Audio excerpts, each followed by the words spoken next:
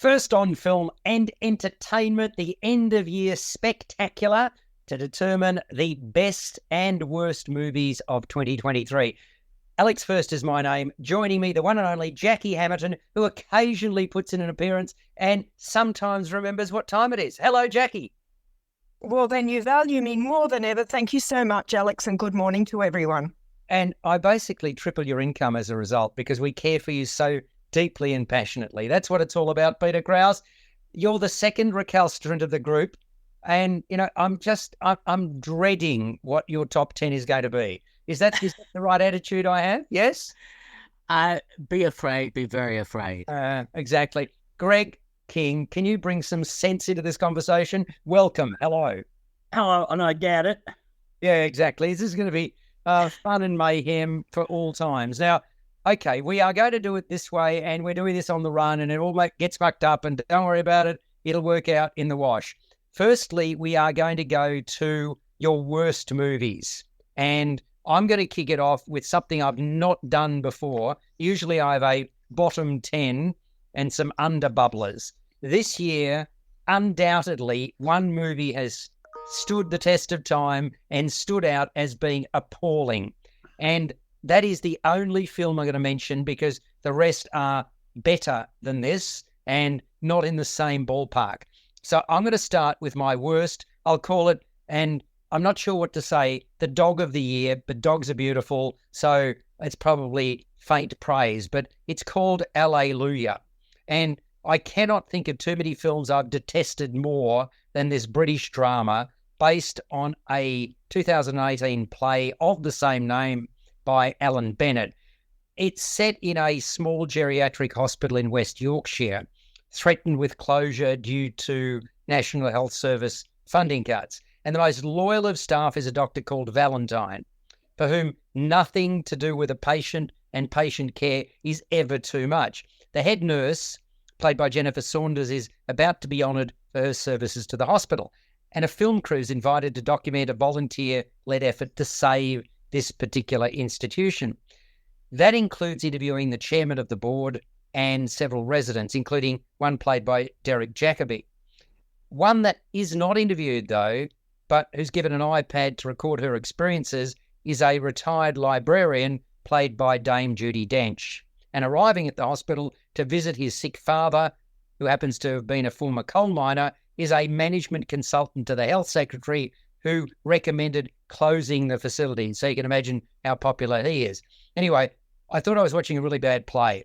Most of the elderly patients were nothing more than caricatures, and the movie is just mired in this paternalistic nonsense. It felt like a PR exercise extolling the virtues of caring for patients. I mean, hey, we know about all of that. And when this Dr. Valentine broke the fourth wall to speak directly to us, the audience, it actually, I genuinely believe it made my skin crawl. If you want to know what dull looks like, try to sit through the first 5/6 of Loya. Something happens thereafter that, is the only reason I gave it a score at all. Because really, very little does happen to that point. I was constantly looking at my watch, imploring the film. I was begging the film to take off. And to me, that really gets down to the writing and direction, because a decent list of actors has actually been assembled. So here's the bottom line, folks. If you are considering seeing Loya, please think again. I wished I had less than 5 minutes after entering the cinema. My dog of the year, Loya, which I gave a 2 out of 10. Jacqui Hammerton, your dogs of the year. Okay, I'll give you my dogs of the year, but the Loya, just by the way, on IMDb, I just looked it up, gets a 6 out of 10. So you're all on your lonesome with that one, Alex. They got it wrong. It's all right. Like you and Peter, you often get it wrong. They get it wrong. I don't have a worst 10. I have a worst 8 I came up with because I think I've managed to avoid quite a few of the bad ones of 2023. Clever, Jacqueline. I'm not going to give a big rundown on each of them. I'll basically give the titles, and if you want to say a bit about each one or mention what it's about. No, we'll move through these quickly so we can get to the really important parts, which are the good ones. There were 4 films that I gave a 3 out of 10. Mm-hmm. They were After Sun. Oh, my golly. Jacqui, I will comment on that. After Sun is in my top 10 great movies of the year.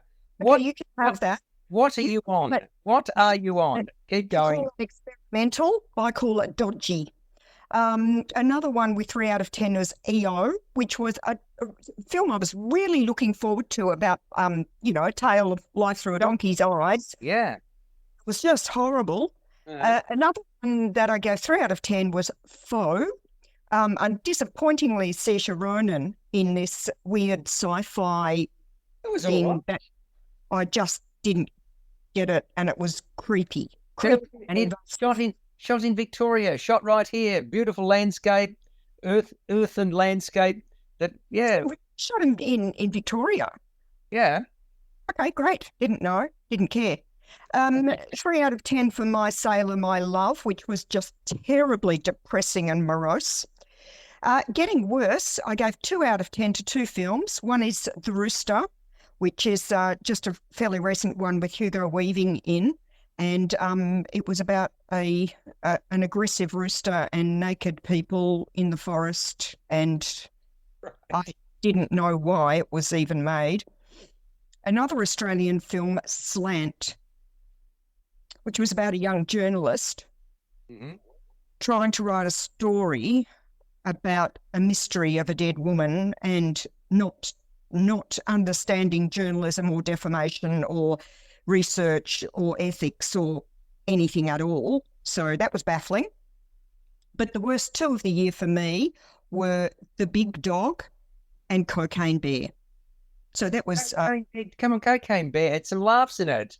a one joke film, so I gave it 1 point. Oh my God. So was that your worst of the year? Juice, toilet humour, adult men acting like juvenile delinquents in the forest. No thanks. So was that your worst of the year? If you had to give one film the worst? The Big Dog and Cocaine Bear. So in other words, you can't split them in terms of bad. As bad as each other. Fair enough. Talking about bad, Greg, give us yours, please, mate. Again, we'll race through these as quickly as we can so we can get the good ones. I'll try to erase half these films from my mind, but we'll see how we go. This list includes a couple that Jacqui mentioned, but we'll start with Haunted Mansion, an unnecessary remake of the old Eddie Murphy film. Right? Rubbish. Okay. Stop interrupting. I had in the Foe as well, the Garth Davis sci-fi drama with Saoirse Ronan and Paul Mescal. I didn't like Insidious, The Red Door, as a step too far for that series. A thing called The Machine, which was a vanity project for some sort of American comedian on wild, wacky spy adventures with Mark Hamill playing his father. Didn't like it, not funny. I didn't like Saint Amir, the French drama, courtroom drama. It left me cold. Wow. I thought it was fantastic, Greg. This is my time, Alice, not yours. I know I'm allowed to comment on the fact that you're turning into Peter and Jacqui. That's exactly where I can see you're getting. Keep going. I did put Hallelujah down there in my list of films I didn't enjoy. Hallelujah, wonderful. I also put in there Saw 10, which I thought just graphic torture porn. It showed me off. That was well done. Okay. I know it was a sickening. My Big Fat Greek Wedding 3. Yes. Yeah. Everybody Loves Jean, a French drama. I just went on and on and on. It was way too long for what it had to say. So you didn't like Jean? No, I didn't love it. I didn't love Jean. I put in there, I know you and Peter liked it a bit more than we did, but the film that we saw for the Scandinavian Film Festival, Let the River Run, I just sort of didn't like that much at all. A thing called Issy and I put in there, and my worst film of the year, I saw earlier in the year as a supposed alleged romantic comedy called The Honeymoon, that a guy goes on a honeymoon in Italy, and his best mate, a loudmouth doofus moron, accompanies him and gets him in trouble there. I thought you couldn't go wrong making a film in Italy with its lovely scenery, wine, food, and all that. But boy, was I wrong. Very good, Greg. Okay. I like the descriptor. All right, Mr. Recalcitrant himself, Peter Krauss, come on down. Go. All right. I actually compiled a list of 20 films that were the worst of the year, but I won't go through those. Don't worry. Have you only seen 633 films this year? Did you count up how many you'd seen? Look, it was certainly in the 400s because of Wow. film festivals and other things. But yeah, anyway, and I must admit, If you think about dark places, just imagine Peter sitting next to you. That's basically what we're saying. Keep going. thank you very much. It'll be me, myself, and I on the list. Yes, exactly. Talk about creepy dark places. Keep going. Yes. Oh, as I said, be afraid, be very afraid. Yeah. And I also have to say, Alleluia was not a bad film. Oh my golly. Oh, I agree with you, Peter. I actually quite liked it. of course you would. The two of you need a spanking. Keep going, please. Beg your pardon. Yes. All right. Oh, yeah. Yeah. What you're doing dark rooms is up to you, Alex. Pardon me? What was that, What you're Greg? doing dark rooms is up to you. Yes. Anyway, my top or worst 10 films of the year, and I'll just go through them quickly. A lot of these, it's mainly because of writing. I look at the scripts, I look at the story, and if they don't make sense or if they're not well written, then I immediately dismiss them. So, Sorry, Peter. It's quite. yes, You said you had 20. Just can you go through your underbubblers, or you don't have those handy? The ones that. if you just want the titles, I'm happy to. Just give me the titles, please. All right, The Underbubblers, Gran Turismo, Super Mario Brothers movie, Mafia Mama, Cocaine Bear, Saw X, One True Loves, Transformers, Rise of the Beasts, Hypnotic, Pope's Exorcist, 65. There you go. There we go. All right. So have you numbered these the 10th worst to the worst, or have you just given us the worst 10 in a clump? In a clump. That's a good name for a film. I'm actually going from 10 to 1. So Okay. I'll start with number 10. Right. And I'll start with Aquaman and the Lost Kingdom. What a waste of time that film was. It's hit a watery grave, has it? Thank you. Yes. Next is Blue Beetle. These superhero movies are really getting on my wick, and I don't mean John's wick. Number 8, worst film, Knock at the Cabin. M. Night Shyamalan produced a turkey there. I enjoyed that. I thought it had elements. Yes, but they were buried far beneath under the DNA. Right. Number 7, Magic Mike's Last Dance. What a waste of a movie that was. Don't you like seeing writhing bodies that was sort of semi-naked? Is this what we're saying here? Not in the cinema, no. No. Oh, There used to be cinemas in Melbourne that specialise in that kind of thing, Alex. correct. True. Agree. Yes, do they still exist? I haven't checked them out lately. No. Okay. No. Okay, moving right along, if we go through the dredges of the cinema this year. Number 6, where are we? Number 5. Now, My Big Fat Greek Wedding, number 3, was just poorly written. It should have been much better than it was. Then I had Expendables 4, which was just a cobbled together action movie without a script. Number 3, I must say that the new Hunger Games film disappointed me so much that I put it in the worst. Yeah, I mean, it wasn't great, but I didn't think it was a terrible film. Okay. Okay. So the second worst film of the year is Exorcist Believer, which gave such a bad name to the original Exorcist film. Yeah, it was disappointing. Absolutely. Okay. I'm not sure that I'd put it down that low, but it did disappoint. Yep. And Okay. here's the big one. Drum roll, worst film of the year, Fast X, The Fast and the Furious. 200 million plus was spent on the special effects, the car chases, the all the effects in the film, and they spent $2.20 on the script, mainly because every second line was, "It's all about family." Yeah. I was ready to run screaming out of the cinema after watching that. I totally agree, Peter. It was that they've hammered it to such an extent that it's lost any value whatsoever. And even though people who are car mad will go along and see something like this, gee whiz, it was pedestrian. So I understand that choice. Well, you are on J-Air. You are listening to Jacqui Hammerton, Greg King, Peter Krauss, and myself, Alex First, talking about the worst films and about to be the best films of the year just gone, 2023.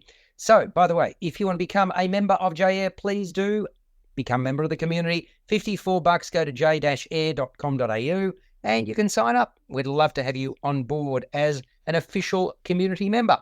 Let us turn now to our worst to our best films of the year. And again, we'll count them down. There'll be some under-bubblers as well, but given that we'll pay most attention to, if you like, the top three, and given that we've got a limited time frame, we're not going to go on more than about 40 minutes in total. So let us start, Jacqui, with you. Have you got any under-bubblers in terms of the good ones? I do, and I've given under-bubblers, or as I've called them, honourable mentions, to the films that I gave an 8 out of 10 to, and I think that's a fair mark to give films and that deserve a mention for various reasons. Do you want me just to give the titles and run through them? Please, yeah. Okay, Jacqui. So there's a dozen of these, but just running through quickly. Surprise, fun, fantasy, adventure. Well, I surprised myself liking it so much. Was Dungeons and Dragons: Honor Amongst Thieves. They were there for a good time. Subtraction, which was an Iranian mystery. It's just a recent release about a glitch between two families who have has that come out, or is that coming out next year? I believe so. Oh, okay. Keep going. Yep. Fine. If not, I'll represent it next year. How's that? Yes, you can do that. Mm-hmm. And one that I gave an 8 to was Air, the Nike story. Yeah, with Ben really Affleck strong. Enjoying himself. Women Talking, I thought was a very thoughtful, important and beautifully shot film. I can get myself into a lot of trouble thinking about what I'm thinking. Right. Okay. The Killer. Again, surprised that this Netflix film starring Michael Fassbender, it just had a different approach to the story of, from the point of view of an assassination attempt. I thought it went really well. It had my heart pumping, that's for sure. The unusual little story called Scrapper. About quirky characters of a girl who was fending for herself until her unlikely father turned up over the back fence after her mother had. One Life, of course, the Anthony Hopkins and the younger actor Johnny Flynn, the way he just absolutely superbly portrays Anthony Hopkins, the character, as a young man. I thought that was a beautiful film, but it was just very annoyingly ruined by the trailers that showed the ending, even though it's a true story and maybe we know the ending, but I didn't, but I did because I saw the trailers. I'll give an 8 to Paris Memories, which I thought was a fabulous, what do we call it? It's kind of a psychological thing of there's a shooting crime, a shooting spree in a restaurant, and it's the way a woman and other participants or survivors there piece together their lives after that. I thought that was quite special. I liked My Old School. It's based on the true story of a man who wanted to become a doctor and study medicine, but failed at school, and then he returned to school when he was 30 years old. And it's a true story. Amazing story. I agree. It's in my top 12. I thought it was extraordinary. And I like the documentary style mixed with this little animation stuff going on, and then the man himself, who's the subject of this documentary, did the voiceover but didn't want to appear in it. So Alan Cumming lip-synced his dialogue. I just thought that was... Wasn't he amazing? It's just the most bizarre... The making of this in itself deserves a film. The story just kept escalating, and you couldn't believe that there could be another chapter to it. I loved it. My Old School. Maestro, I gave an 8 to, which similar to Tar, I just thought, to be both about the conductor, composer, fabulously shot, and of course Bradley Cooper directing it as well. The Crime Is Mine, which is this fun French melodrama set in the 30s about, feminism and police procedures and courtroom drama. I really enjoyed it. It was a rich film. Yeah, it's terrific. The last film show about an Indian boy is fascinated by cinema, and that brought a tear to my eye. I thought it was just absolutely beautiful. No, it's good. So they're your underbubblers, and now we're down to the top 10. But before we do that, we might get the underbubblers from Greg. Do you have any, Greg? I have quite a few. Yes, I won't go into as much detail. No, please just do whatever you can. I'll go through a few of them for you. Some of my underbubbles were Pearl, which was a sequel to X, which I really enjoyed. Unlike Jacqui, I did enjoy Cocaine Bear. It was in one of my underbubblers. The Australian horror film Talk to Me, most unusual, unexpected. The Blue Kaftan, a nice little film from Morocco. Spider-Man Across the Spider-Verse, great animation there, I thought was really good. I agree with Jacqui the Killer, was one of my underbubblers there. The New Zealand comedy, Red, White and Brass, about a team trying to find their way into the Rugby World Cup there, and they pretend to be a brass band. I thought it was quite funny, well done. No Hard Feelings, a raunchy teen comedy with Jennifer Lawrence. Fully naked Jennifer Lawrence has got quite a bit of Yeah. I also had in there a French film called Driving Madeline, a charming little French film about this taxi driver who drives this elderly lady across Paris and the way they connect. Just a charming little film there. I also put in there a bit of for a guilty pleasure, Mission Impossible, Dead Reckoning Part 1, which had a couple of the best action sequences for a while there, especially with the train sequence at the end there. Yes, I thought the train sequence was mind-blowingly good. I totally agree. Peter, you're under bubblers? Okay, yes, I had about 17 of those, so I'll very quickly go through them. I won't say too much. Close, the Belgian film about the two boys. My top 12. Mm-hmm. Very good film. Women Talking, I thought really well written, nicely performed. I thought Babylon had been savaged by so many people, and I thought it was a really interesting exploration of silent cinema. Of an Age, a very good Australian film. I also like The New Boy. John Wick. Yep, John Wick 4 surprised me. I really liked it. Theatre Camp, I think was pretty good. Clever, very. Yeah, it was. Master Gardener, Paul Schrader. Yes, that surprised me, Peter. I was really taken by it. I thought. Jacqui, didn't you say you didn't like that one at all, did you? It nearly went on my worst list. Yeah. Because you simply thought... So wooden, I just couldn't get into it. I didn't get it. Yeah. Okay. Peter? I thought Barbie was pretty good, surprisingly. I didn't think I was going to like it. One Life, as Jacqui's mentioned, very good film. I also had Saltburn knocking on the door of my top 10. Yeah. Wonka also was pretty good. That was really good, considering, there's judgments made because the Willy Wonka story had been told in different forms previously. I thought it was a terrific film for the family. You could take along your parents, your grandparents, as well as the youngsters, and everybody could get something out of it. And I thought Timothy Chalamet did a great job. Yes, and don't forget it's an origin story, so it's not a remake. And I notice a few people have been saying it's a remake. It's not. My final four knocking on the door films, so to speak. Boy and the Heron, the Miyazaki animation is really interesting. Royal Hotel, good, strong Australian outback film. Really, and it's based on a documentary that we'd seen as well, which was also very strong. I prefer the documentary. You prefer the doco, did you, Jacqui? Yeah. I thought the doco blew my mind when I saw that too. It was really distressing, to be honest. And so was this movie. Yeah, it was good. Air, I agree, was pretty good in terms of the story. EO, I'm sorry, I liked that film about the donkey's journey. I think it had so much to say about humanity. And my other film, Knocking on the Door, Leave the World Behind, a film that leaves you thinking and discussing so many issues in that film. Fantastic. Well, look, folks, on J88 FM, I did what Jacqui did. I basically looked at my scores, and all of these films received an 8.5 or above, and then I had to order them, and that's where I got the top 12. So my 12th best film was My Old School, which, Jacqui, was that you mentioning that? I think you did. That was the documentary comedy drama, 1 hour, 44 minutes, the true tale of 16-year-old Scott Brandon Lee, not the actor son of Bruce Lee. Quite remarkable. And it's directed by Lee's former classmate, John O'Macleod.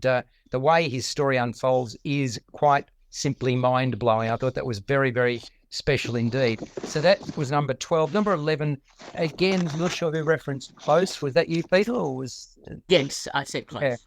Yeah, that's 1 hour, 44-minute drama.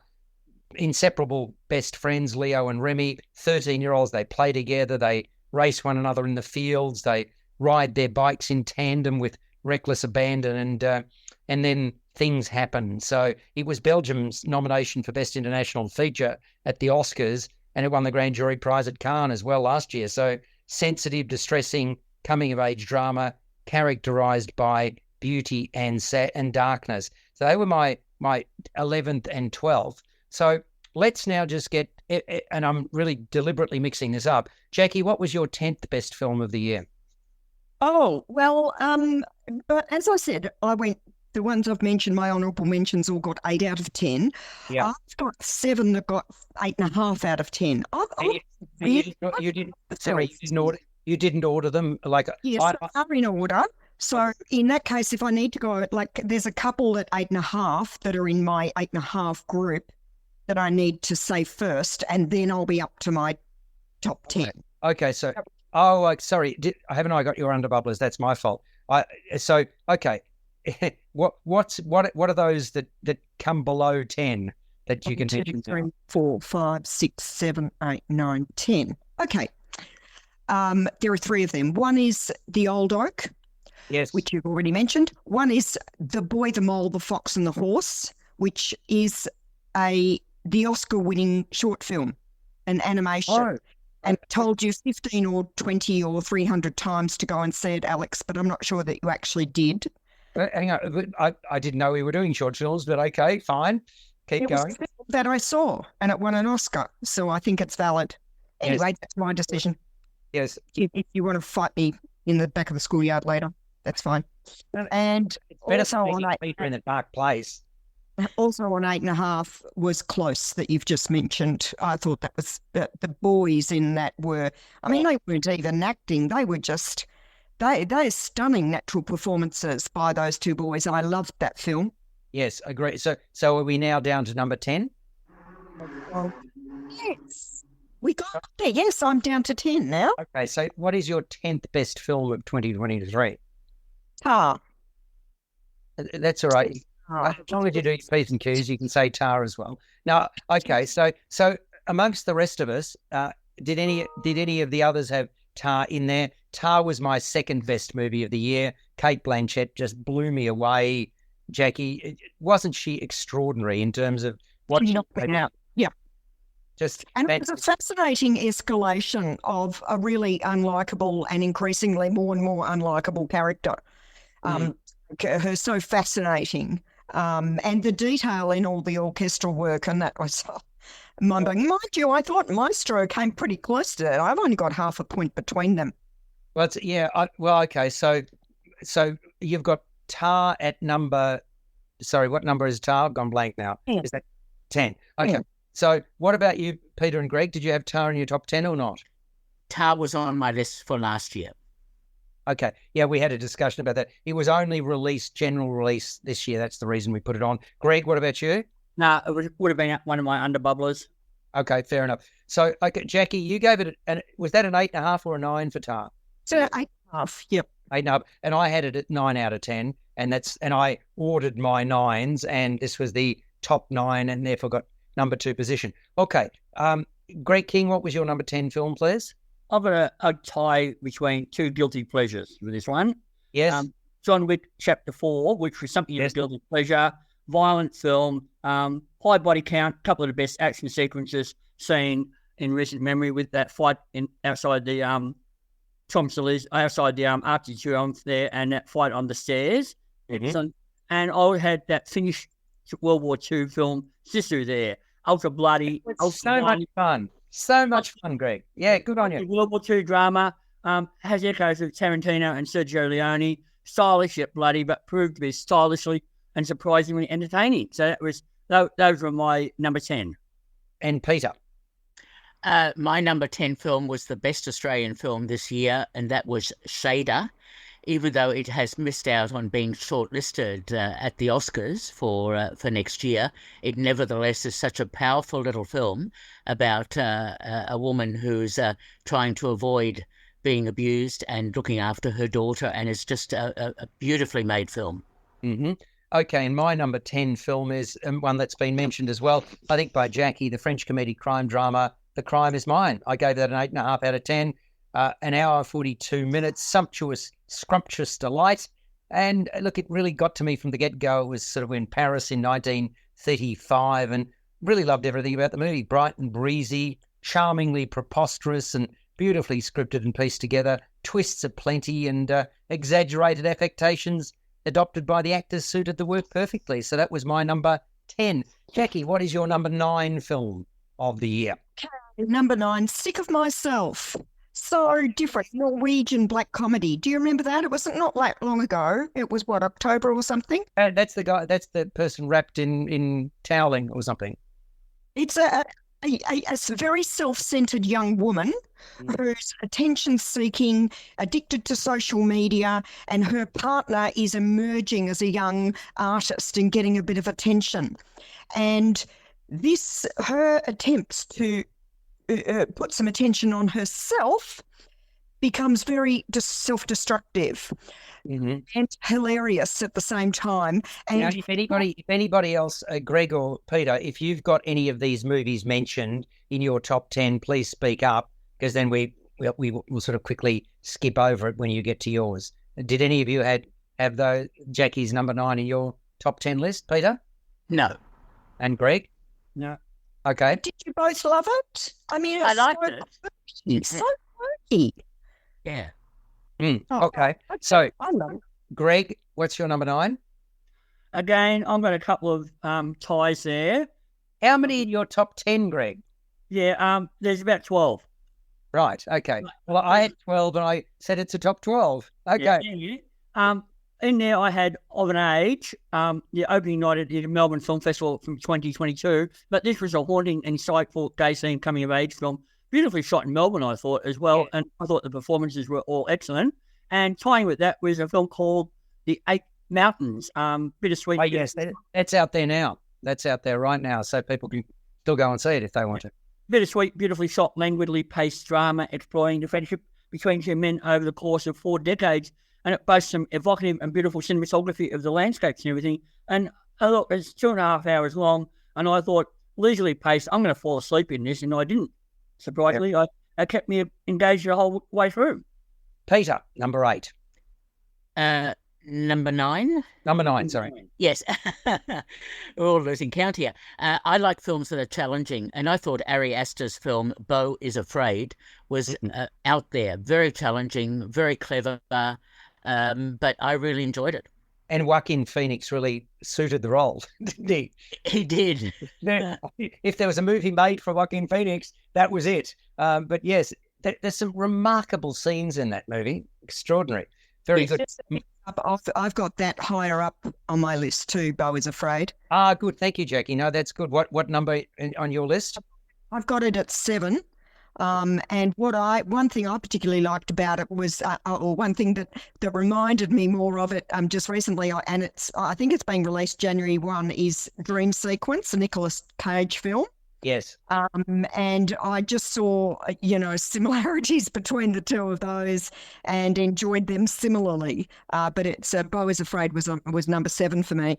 Fantastic. And my number 9 was Maestro, which I think you mentioned, Jacqui, as well. The sort of American conductor, composer, pianist, teacher, author Leonard Bernstein and his wife, the relationship between the two of them, played remarkably by Bradley Cooper, who's becoming not only a great actor, but a really great director as well. And Kerry Mulligan plays his wife. That was my number 9. And you mentioned, you were thinking, Dream Scenario does release on the 1st of January. So we are now down to number 8, Jacqui. What's your number 8 film, please?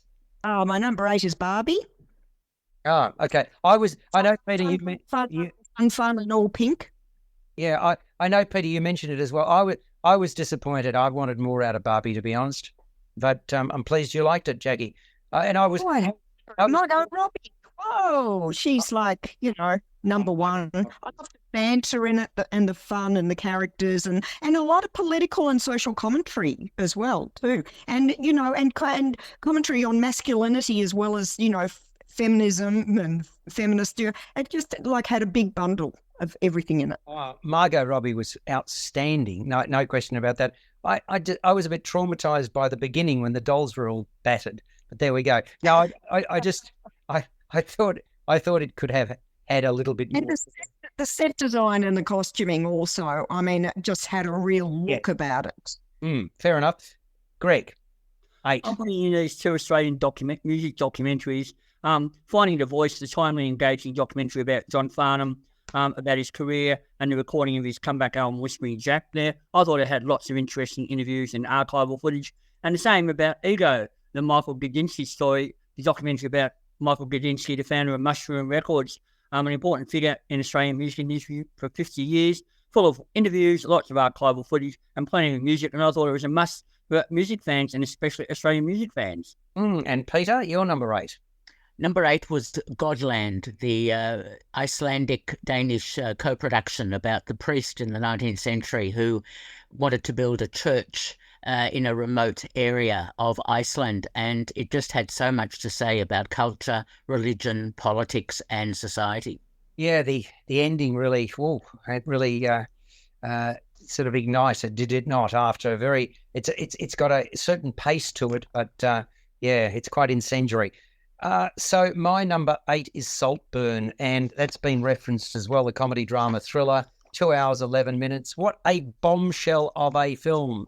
The rules of engagement are constantly shifting, slow burn, but when the axe falls, it's anything but blunt. And along the way, there are some seriously outrageous moments. And the writer and director, Emerald Fennell, who went whack with Promising Young Woman, set out to make a film about love and the kind of sort of locust, scorched earth, cannibal love that you feel at a certain age. And this is sort of a modern Gothic romance. Class, power, and sex collide. So Barry Keoghan, is he not one of the actors of the moment? He's this picture of restraint and conviction, one of the roles of his career, kind of like an animal watching and waiting for the right time to strike. Really like Rosamund Pike as well, had a wow of a time as an elegant, judgmental mother. And Richard E. Grant, her aloof husband in this one, some breakout joyous moments. Prepare for a wild and wacky ride, Saltburn, which was an 8.5 out of 10 for me. We are up to number 7, Jacqueline. Yes, we are. I've met my aforementioned I Was Afraid is at number 7 for me. Very good indeed. Gregory. Saltburn for me, that feature from Emerald Fennell, dark comedy thriller. Sort of like a debauched variation of The Challenge of Mr. Ripley, makes Brideshead Revisited. And as you pointed out, Barry Keoghan was really great in it. Yeah, it was indeed. Peter. For me, number 7 was Saint Omer, a knockout of a film about... Fantastic. Yeah. I regret having not put it in there. I believe that I also gave that an 8.5 out of 10. So I'm going to have to I thought that was a wonderful film, Peter. Yeah, good job.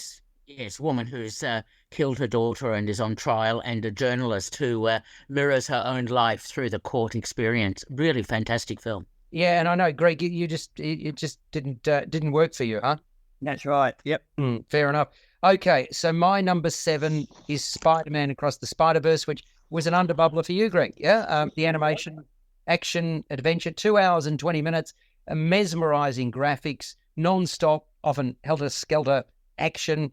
They're the hallmarks. It's a sort of no shortage of dark edges here. It's a sort of multi-layered thrill ride, and it sort of picks up after the events of Spider-Man Into the Spider-Verse, this one Across the Spider-Verse, centering around a 15-year-old called Miles Morales, grounded by his folks. They actually don't know he's Spider-Man, and he's reunited with Spider-Woman from another dimension, Gwen Stacy, and not realizing that Spider-Woman is his daughter. A policeman is relentlessly pursuing the masked warrior who's accused of murder. And Miles travels across the multiverse, and he comes face to face with a cavalcade of spider people. And I tell you what, you've got to concentrate because there are so many threads, and you don't want to be overwhelmed or lost. But I really enjoyed the family dynamics of Spider-Man Across the Spider-Verse. Number 6 on JAir 88 FM, the top 6 movies of 2023. Jacqui Hammerton. Number 6 for me is Broker, a South Korean film by a Japanese director who did Shoplifters in, I think it was about 2018 or something, which I absolutely loved as well. This is about a real dodgy couple of guys on the illegal baby trade business, but deep down it becomes a story of creation of family, not through blood, but by wanting to hang together and by, meaning something to each other and backing each other up. And quirky characters. I thought it was actually very humorous and beautifully put together. Broker. I gave it 9 out of 10, Broker. Wow. Okay, terrific. Greg? My number 6 film is Poor Things, the latest film from Yorgos Lanthimos. It's a dark, bonkers comedy following the extraordinary life and journey of self-discovery and sexual liberation of an unconventional heroine there. And this is probably the director's most accessible and entertaining film to date. And I thought Emma Stone was fantastic in a complicated and complex role there. Mark Ruffalo, I thought, was having a lot of fun in his role as a lawyer. And I thought William Dafoe was also sympathetic in his role as a mad scientist, father figure type. Apparently, his makeup sessions took 4 hours to create that disfigured face there. And I thought it was gorgeously shot by Robbie Ryan, who gave it an artificial visual quality there. Poor Things, just a film not easily forgotten once you've seen it. I totally agree, Greg. It was my number 4 film of the year, and it just blows your mind when you see it. The creativity involved. I know it's not an original work. It's sort of, I think it was taken from a book, but it is just well worth seeing. I've recommended it to my brother-in-law, and he thanked me profusely. So it only opened on Boxing Day. So, folks, you've got plenty of opportunities to see it. Peter, was Poor Things in your time? And if you don't want to see it, take my advice and don't bother. Oh, my golly. Now, if ever Jacqui has been wrong... Because I'm looking forward to it so much, and Emma Stone is amazing, but not this film. If ever Jacqui has been wrong, she's never been more wrong than now. Folks, totally, utterly ignore anything that comes out of her mouth from here on in based on what not liking Poor Things. Peter, did you like it? Poor Things was my 3rd best film of the year. I was just so impressed. I love challenging out there films, and this one is definitely one. But going back to number 6, I am a really great fan of Wes Anderson because I love the way he challenges audiences. His scripts are very cleverly written insofar as they don't easily make sense, but you have to put various threads together. And his satire of the 50s in Asteroid City impressed me, and so it was my number 6 film. So, Jacqui, is there anything, apart from Emma Stone, is there anything good you can say about Poor Things? I didn't hate it, but I didn't enjoy it at all. Not at all. I found it disturbing and Frankenstein. It's a Frankenstein story. Yeah, Jacqui, it's a Frankenstein story. Yeah, I'm just telling you, you can't argue with me. That's my view. Your views. You're entitled to your view, even though it's wrong. It's good. It was fabulous, actually. I thought his role was brilliant. Sorry, Willem Dafoe. Yeah. Yeah. He was terrific. Okay, my number 6. Did you say After Sun was in your shockers or something, Jacqui, as well? Shockers. Yeah. Golly, this just reinforces everything I know about you. My number 6 best film, 8.5 out of 10. Sensitive, heartfelt, naturalistic film by a debut writer and director called Charlotte Wells. Beautifully reflective piece concerning an 11-year-old girl and the last holiday she took with her father about 20 years earlier. It was really beautiful. Much of it's left unsaid, up to us, the audience, to interpret. Not clear until late in the piece of the time frame between the events captured and when the young girl is in the present day. But having said that, I thought that device used by Charlotte Wells worked really perfectly. And I'd call it a film for selective taste, but it's a genuine piece of movie magic. There we go. Number 5, Jacqui. Number 5, The Blue Caftan, set in Morocco, a 9 out of 10 from me. I thought it was absolutely beautiful. A husband-wife relationship, this beautiful, intricate work, dressmaking, embroidery by craftsmen, this traditional, but there's a secret in the marriage. A young apprentice is brought into the business. The wife is unwell. There's a different spark starts up. And it's a very, very tender film that leaves you with a lot to think about at the end. I thought it was beautiful, The Blue Caftan. Greg King, 5. Yeah, well, I agree with Jacqui. I had that in my underbubbles there. This the under-bubbling sex tension there is really good too. My number 5 film was Oppenheimer, the epic biopic about Robert Oppenheimer, the father of the atomic bomb. Comes from Christopher Nolan. Cillian Murphy, I thought, inhabited the character beautifully, but I thought Robert Downey Jr. was the one who left the biggest impression with this performance there. And just a nicely crafted film. Peter, was that in your top 10?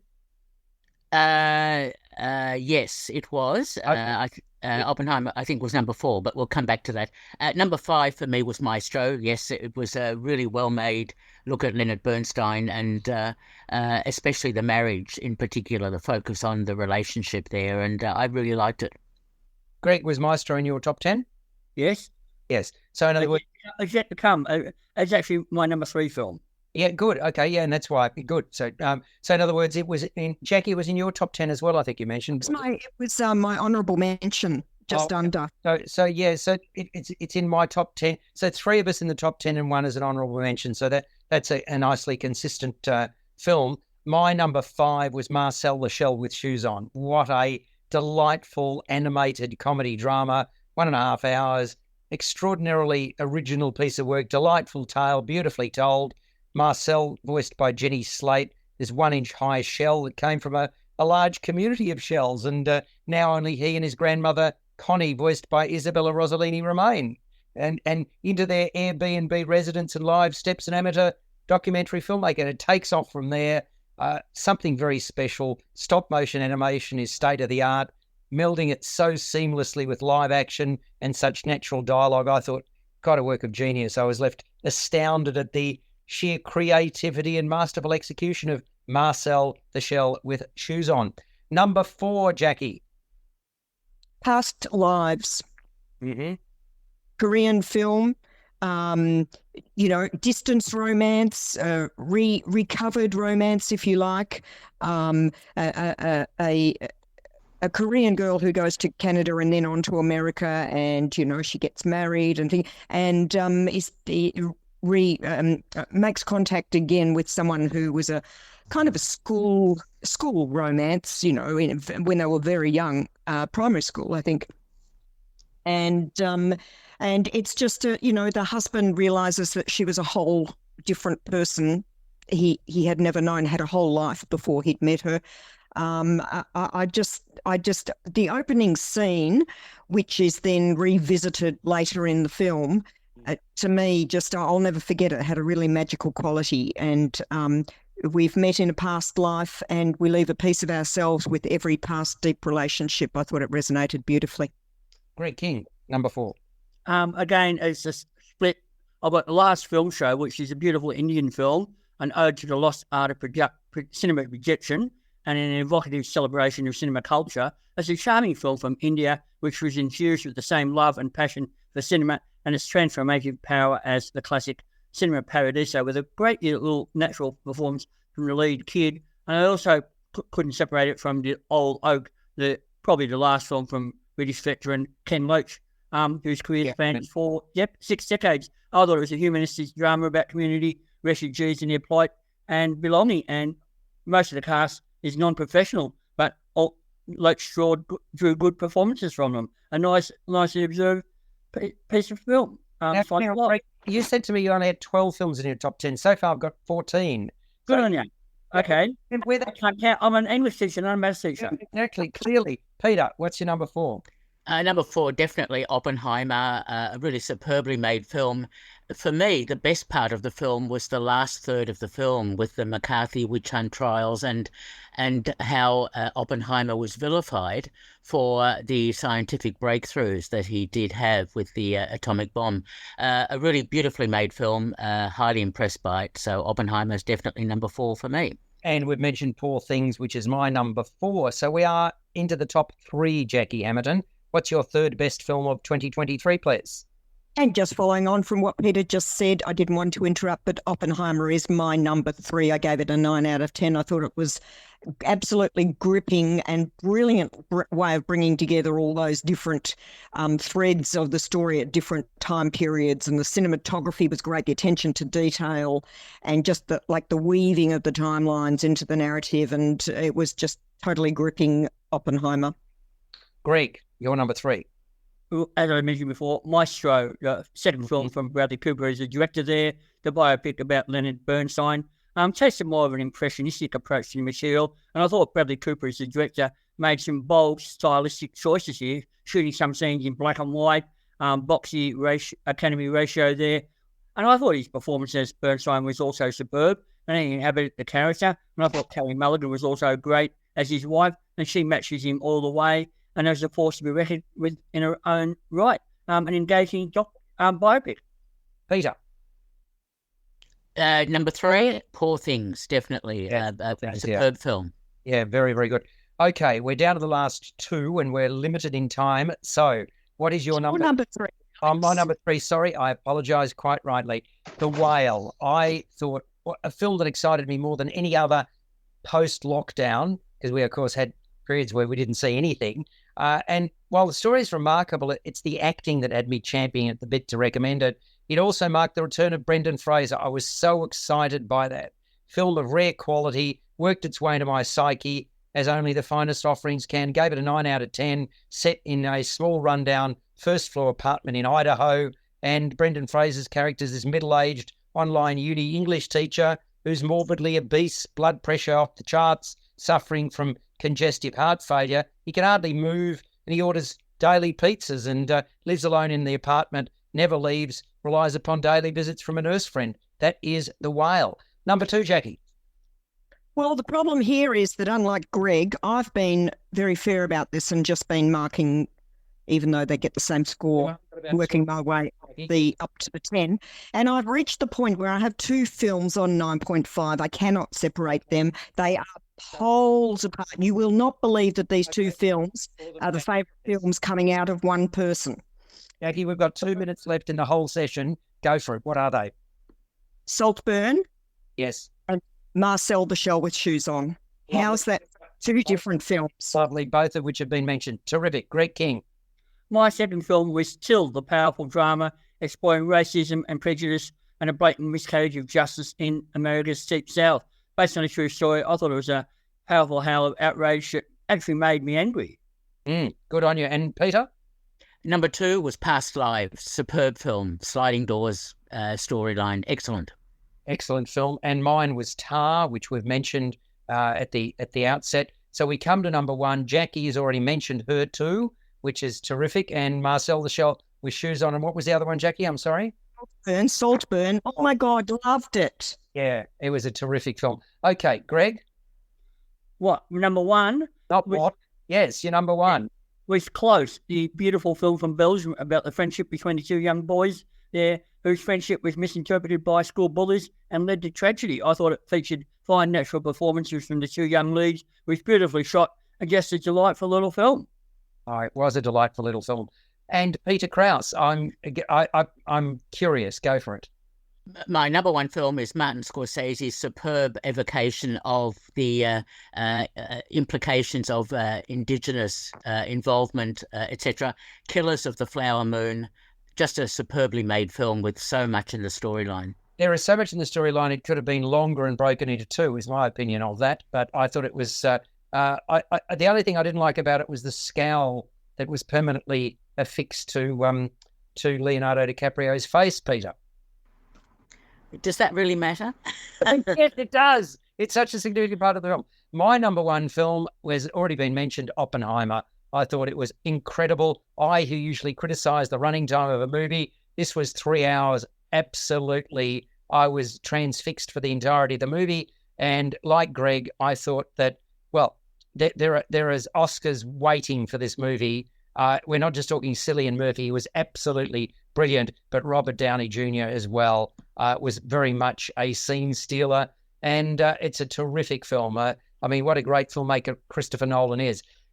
Thank you very much indeed. Jacqui Hammerton, a pleasure. Peter Krauss, pleasure as well. Greg King brings some sense and sensibility to our top and bottom 10. We'll do it all again next year, hopefully, all things being equal. And we'll be back next week on First on Film and Entertainment.